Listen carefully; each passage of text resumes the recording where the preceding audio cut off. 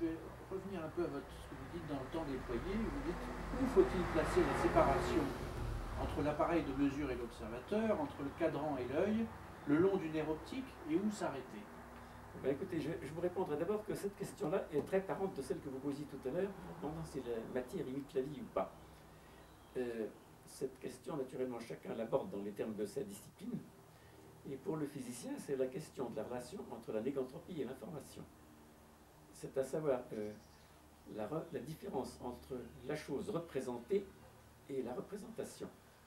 Eh bien, on peut écrire des équations là-dessus et on peut faire de la philosophie des sciences. Et quand on fait de la philosophie des sciences, quand on est parti sur cette ligne de pensée, eh bien, l'idée naturelle à laquelle j'ai adhéré, qui est celle de plusieurs philosophes d'ailleurs, c'est que l'univers a une face matérielle qui tombe plus ou moins sous le sens, mais qu'il y a aussi une face représentation.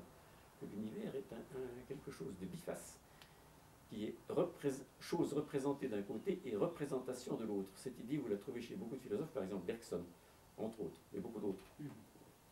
Eh bien, en cogitant de mon point de vue sur l'information et la négantropie, je suis devenu un adhérent convaincu de cette position. Et si vous voulez, je peux vous mettre un texte que j'ai là-haut. Ça, je ne l'ai pas descendu parce qu'a priori, je ne sais pas que ça allait vous intéresser.